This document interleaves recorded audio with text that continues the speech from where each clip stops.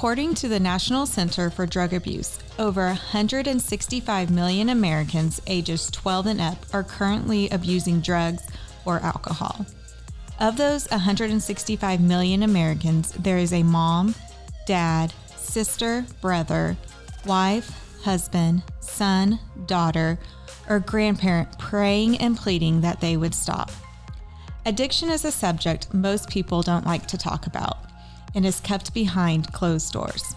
But the Finding Hope podcast will bring light to the subject and give families that are living in shame, guilt, hopelessness, fear, worry, and anger tools and education to find strength, peace, happiness, joy, and hope. Hello, I'm Amy LaRue, Finding Hope Coordinator for Hope is Alive Ministries and your host for this Finding Hope podcast. At Hope is Alive, our mission is to radically change the lives of drug addicts, alcoholics, and those who love them. We do this through our intentional next-level sober living homes and faith-based support groups for the loved ones of addicts called Finding Hope. Thank you for joining us today. I'm excited to announce that registration for our upcoming Finding Hope retreats is now open. This year's theme is Redeemed Retreats. Based on the verse, Psalms 56:8, you've kept track of all my wandering and my weeping. You've stored my many tears in your bottle. Not one will be lost, for they are all recorded in your book of remembrance. This year, we're going to Tulsa, Oklahoma, Colorado Springs, Colorado, and Lake Junaluska, North Carolina. And you can register and learn more at fhretreat.com. We also have our Hope After Loss retreats registration now open as well. And you can learn more about those retreats at halretreat.com. But today I have Miss Darcie joining us again. How are you doing, Darcie? I'm doing good. So we survived the snow. Yes. How was that? I was ready to come back to work Yeah. in the office after 4 days with my kids. Yeah. It was nice to kind of slow down, but then it was ready to get back into some normalcy. Yes, and it forces us to slow down. And that's something like from COVID I loved. Like, if anything from COVID, it was just like, okay, we're taking it slow. And I love that about snow. It just makes you slow down. I did like how it was over the weekend. So we didn't have to work. Right. We could I just stayed on our couch and watch the snow. And my kids are old enough now. It's like, have fun outside. Yes. I'll come snap one quick picture. Right. Yes. But Yes. it was just a nice time just to slow down and just to be still and just relax. Yeah, it was. So, but today, Darcie, we are going to be talking about one of my favorite lessons that we teach, and I think a lot of our members' favorite lessons too. Absolutely. Like I always hear comments from leaders afterwards, or from people on the that we talk to. We're going to be talking about parallel feelings and parallel traits. Yes. And what I mean by that is parallel feelings and parallel traits from us as loved ones with those that struggle with substances. Yes. So many times it is very similar. Right. The reason I did this and I did some research on it was we would have some of our Hope is Alive residents, and we've had some of them on the podcast. They would share about stuff. And I'm like, I've gone through that too, but I don't struggle with substances. I felt shame. You feel shame? But I felt it. And so I was like, okay, I'm going to do some research on this. Yes. And so I did. And I think it was speaking of COVID, back in 2020, I started doing some research. I sent out some surveys to those in Finding Hope, those Hope is Alive, just kind of getting some data on this. And then more I did, I was like, yes, we definitely go through very similar things. Absolutely. And so we're just going to share some of that. And hopefully it can be some eye-opening as well for those listening, for maybe what your loved one is going through, that you're also going through. And obviously the way we respond is different. Right.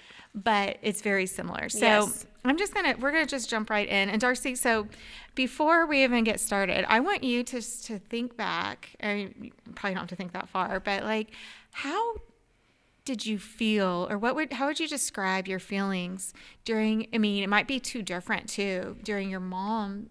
You've talked about your mom growing up and that when she struggled with substances, and then your ex-husband. So what are some of the, what's the big thing that Well, I remember when you and I were talking, we were preparing for the retreats for last year, and I was going over one of my topics that I was speaking on, and I didn't realize I've literally walked on eggshells my whole entire life. And I think that was something that was just a big realization to me. And in that, walking on eggshells, I felt anxiousness. I felt alone most of my life as a child. And, there were, of course, points in my life where I didn't feel so lonely, but then, dealing with somebody that struggles with substances, you feel like nobody's going to understand what I'm going through, or nobody's going to know or relate at all. So definitely lonely, shame of being a child myself of an addict, and then watching my children live what I lived. So that shame came in a lot because I never wanted my children to walk through that, and so I carried that for a really long time. Guilt, and just like hopeless, like this is my life, this is what I'm gonna have to deal with my whole life. Yeah, absolutely. I mean, I think the biggest thing for me was that loneliness. Like, I would go to work, I was a teacher, I would go, and that was like where I came alive. I had these kids, it was a very stressful year teaching too. I had a very challenging group of kids, but it was my safe place. And so I felt very alone, like I couldn't share with anybody, probably because of that shame you're talking about, right? Like, I don't want people to know. And I was going to be determined to fix it too, right? And I've talked about that. And I also felt lots of anger. Like, why am I going through this? I was angry at my husband. Like, why are you continuing to drink and not stop? Why can't you stop? Like, you're tearing our marriage apart. And if you don't care about me, why can't you stop for the kids? I just felt lots of anger in that. And honestly, I also felt lots of sadness. And I can look back, and I think part of that goes back to that loneliness, that sadness and that depression. And I remember, as I've been thinking about the retreat this year and what I'm going to talk about, something that just keeps being brought up, a memory, is like just being in my bed and just weeping, like thinking this is how the rest of our lives are going to be, just like you were saying. And I'm going to be stuck in this. And I tell the kids are 18 is what I told my mind. Right. Like, I'm going to stick this through until they're 18. And, and so I was in that place of sadness and depression. And I'm not one that's really ever struggled with that. I had a little bit of postpartum, but that was after the fact. That was after he was in recovery, but like I never really dealt with it. And so I think those are the big ones that were for me. And so, like I said, I did a survey. And I don't even know if you were around when I did this survey. I mean, I was. Okay. I was here. Okay. Yeah, you were. You were. I was like, can't remember. Remember we talked about it, and then you found the video, and I watched it, and like that was. Yes, powerful. And so some of the things that people felt that are in our shoes, right? That love someone that struggles. The top ones were guilt and shame. Anger. Loneliness. Overwhelmed. It's like, yes. It's like it hits you. It's like the storm just slaps you, right? It's like, I think about the hurricanes we see on TV. I've never experienced one. I mean, living in Oklahoma and Kansas, I've never experienced a hurricane. But you see those winds. I mean, even like the storms like that we get with tornadoes and stuff here, it just comes out and over, and you feel overwhelmed by it. And then anxiousness, and I think you mentioned that too. And so, just some quotes from people, not from us, but from others. They said, I felt shame that I was the wife of an addict. Shame that my husband did so many embarrassing things while drunk, and shame that I wasn't enough for him. And that's just how she felt in that moment. Someone else said, I felt overwhelmed and anxious about the unknown. Absolutely. For sure. Like how I said, like, is this going to be the rest of our life? Like, what's the unknown? I'm never sure what a day will bring with my alcoholic.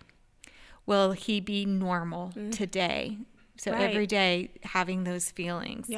So tell us about the guilt one. What did someone say about guilt? Guilt hovers around and tries to beat me up for what I did or didn't do. Guilt tells me if only I had been a more patient parent, or if only I had seen the signs sooner, I could have saved him. Yeah, that's big. That's a lot to carry. That is a lot to carry. Yeah, absolutely. Yeah, very brave for them to write that. Absolutely. And so these are just some of the ways, and there's more, come to a meeting and you can hear more. Yes. But the ways that we feel. And so if you're listening right now, I just want to encourage you, maybe pause it right now and write down, how do you feel right now? Right. Or how did you feel? What are you still carrying? We talk about that, what we carry. And so like write it down, because it's you do feel that way, and there's a reason you feel that way. Yeah. And don't just think I'm crazy for feeling this way. And sometimes I felt that way. Oh, absolutely. Right. And but write it down and know, like, you're not alone in this. Like, you're not the only one feeling this. And this year on the podcast, I'm going to try to get more testimonies. Yes. So we're going to be kind of having a mix of education and testimonies this year on the podcast, just because I want people to realize these feelings that they're having is normal. Yes. Right. Yeah. But then I asked, on the other side, though, they were in recovery when I asked this, how did those that struggle with substances feel? And what's interesting, their number one was guilt, too. Just like it goes with that us. Shame. Yeah. That's the same. Anger. Hopelessness. And I think you mentioned hopelessness. Yes. I think others would agree. And fear. Yes. And so, once someone said, I felt very guilty of the way I was hurting my family. Knowing that they were up at night worrying about me, and the guilt that I had stolen from them. So many times I think I love that quote, because I think so many times we don't think that they have a feeling, or that, or do they feel bad about this or that. That shows like they did. Yes. And like the guilt of that, especially when they get into recovery and feeling that and working through that and processing that with a sponsor or with a counselor is very important. What else? Can you share another quote with us? Yes, I felt a lot of shame surrounding the person that I was in my addiction, because I knew that I was capable of being someone better. They're totally different too. Like we've said before, it's not the same person. They're not the same person they are when they're sober as they are when they're struggling with their substances. Absolutely. I felt hopeless. I felt like I had tried everything to make changes, and there was nothing I could do. I was locked into repeating the same mistakes. And that goes back to when I had Courtney on the podcast, and she was talking about the brain and the cycle of all of that. So if you haven't listened to that podcast, go back and listen, because that's what this is talking about, that hopeless feeling that they were stuck in that cycle, trying to figure out how to get out of it. Share one more with us. And then I was scared for my future and wasn't sure if life was worth living anymore. I also feared judgment from my family because I couldn't stay sober. Wow. When we don't, and I think about it, like, looking at my husband, like I remember all the times, like he was even crying. I was crying. It was just, it was an interesting time in our life. But that, I just think about that. Like he did have those feelings, and he didn't know what to do with those feelings or how to process those feelings in a healthy way. Right. But his brain told him, you know how to fix that feeling. Right? And drink, right? But then it takes him back. It's that whole cycle. And, it just breaks my heart, because, you do hear people like say, like what they were saying, worth living anymore. Wasn't sure. Like, and that's when a lot of times you will hear people, that place of desperation, like get on their knees, like, God save me, do something. And that you've heard some of our residents share. Yeah. Any other thoughts on those? When they share this, it's just some of them are feeling it for the first time because they've numbed it for so long. That's and so good. I think I know when I teach it in my meeting, the ladies always are, I had no idea, because they don't, most of them numb it, so they don't talk about it. Yeah. And so they're able to hear whether or not their loved one ever tells them how they felt. They're able to hear, they are struggling with a lot of the same things, because, that's why they numb it, because they don't want to feel it. But then when they feel it, they can walk through that healing together and individually. Yeah. Shane said something at family weekend. He said he knew, like, we were all like my mother-in-law, my in-laws, we were always communicating, and it like just made him almost feel more shame. And I was trying to do the best with what I could, and that there's nothing, but, and so like he never could verbalize those feelings that he was feeling at that time until he got sober and could share it with us. Yes. Yeah. Yeah. So, you know, I think it's important. I love that you said, like, to understand, like, we are going through the same things, right? Whether you love someone or, you know, in your loved one that's struggling with the substances. And so something I also learned through this research is we have some traits that come out of us when we're in this storm, right? And, you know, we do the best with what we have at the time. Yes. But knowing and hearing these traits, it can help us on our healing journey through this. And so one of the first ones I found was loved ones look to someone else to feel better. So we're looking at that. We're looking at fixing them. We're going to fix all this stuff going on. Maybe it's not even our loved one. Maybe it's something else over here. Right. But substance abusers look to a substance to feel better. Yeah. And through that, as we're looking to someone else to feel better, we're looking at our substances, we're giving away our control in all of that. We are, you know, we're going to try to control everything, but giving away our own control over the situation. And it goes back to the Serenity Prayer, what's in my control, what's not. Yes. Right? Yeah, that's so good. What's another trait? Loved ones depend on another person to feel loved. As substance abusers depend on a substance to feel loved. And so we're both craving love and acceptance, which is so true. Both need to learn to love. We need to love ourselves instead of trying to find love from something else, someone else.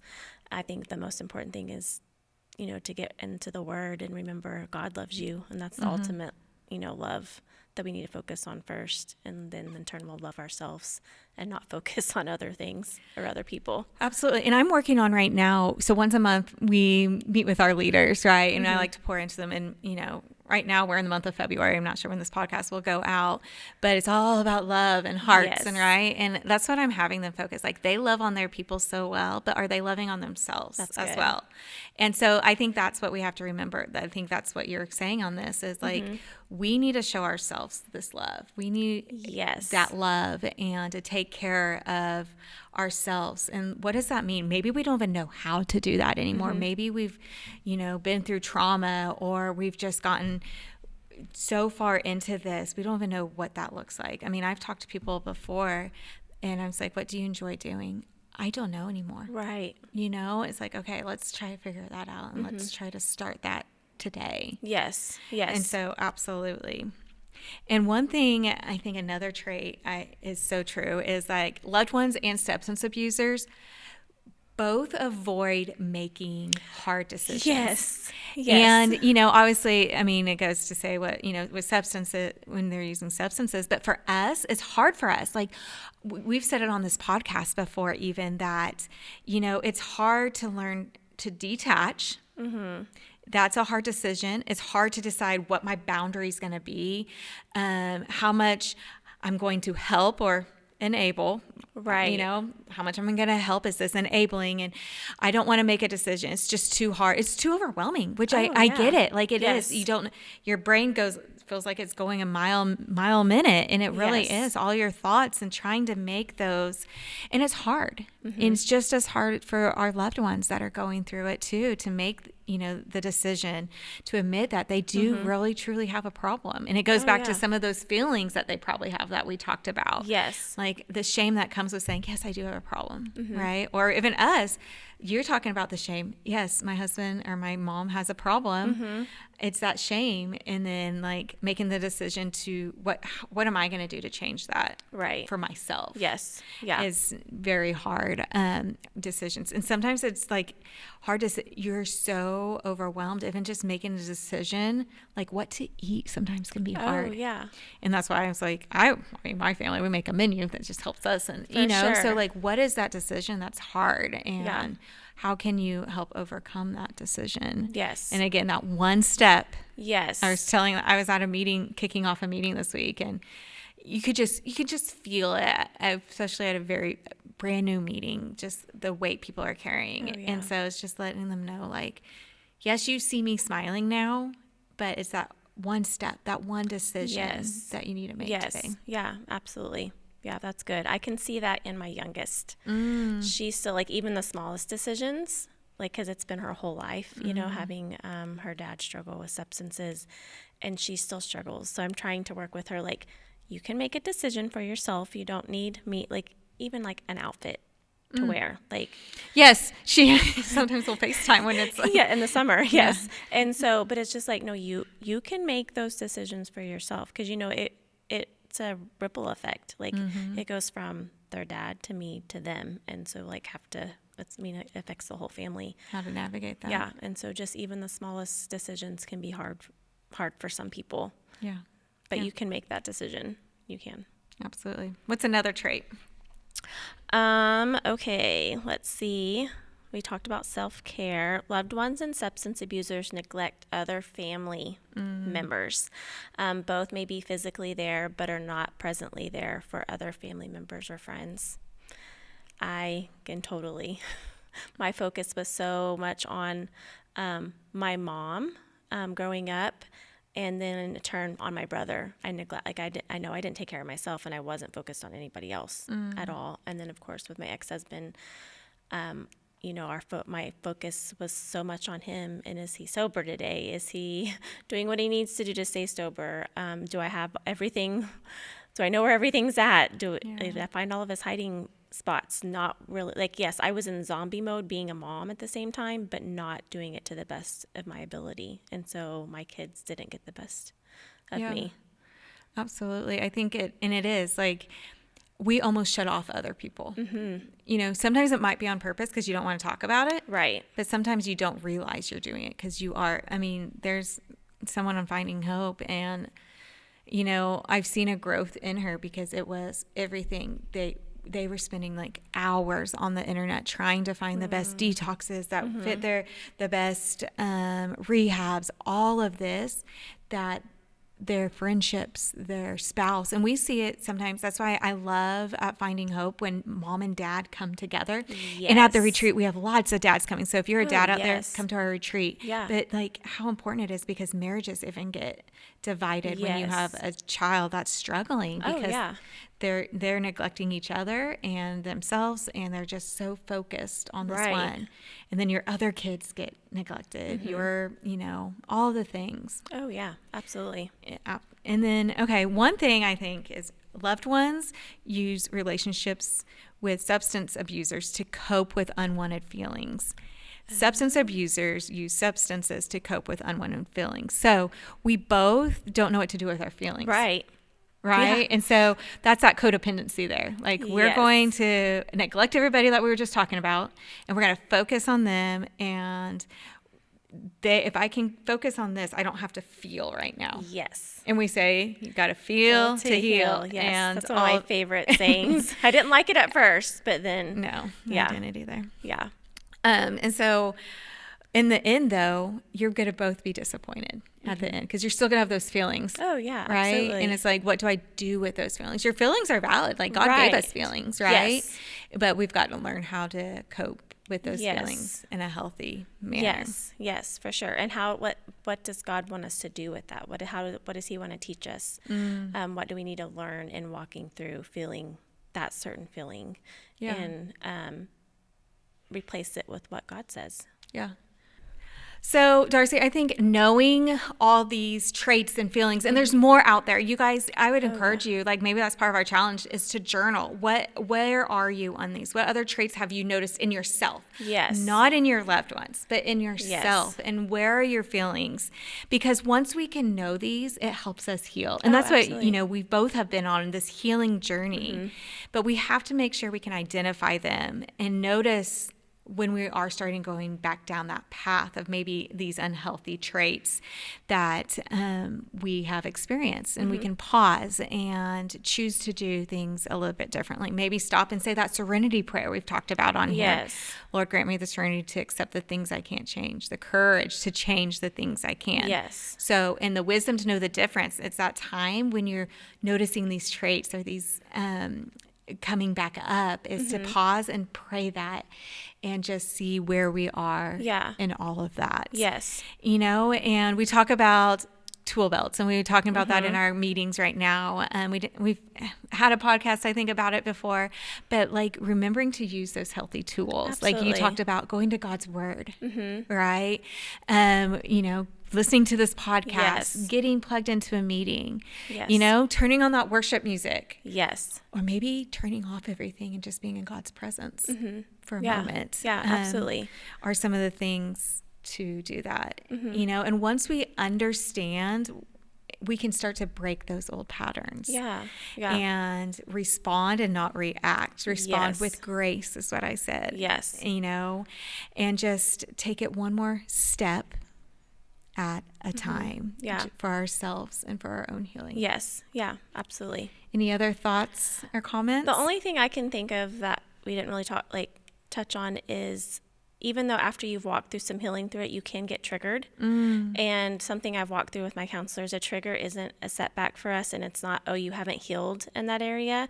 But remember to do the things that you've learned when you're walking through those feelings. Go back to the putting on worship music, praying.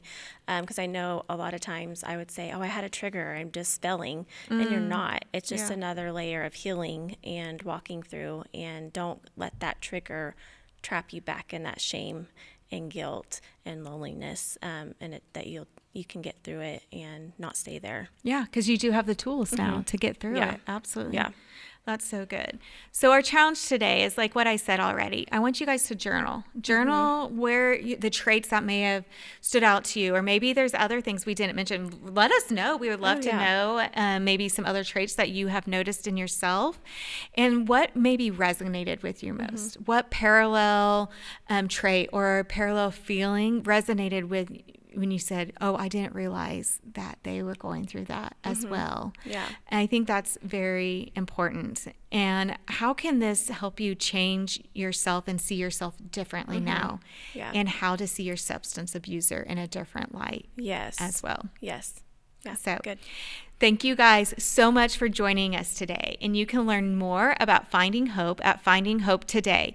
And don't forget to register for our upcoming Finding Hope retreats at fhretreat.com. But before you go, I would love for you to give us a 5-star review, share this on social media, and subscribe to this podcast so you don't miss our next hope-filled episode.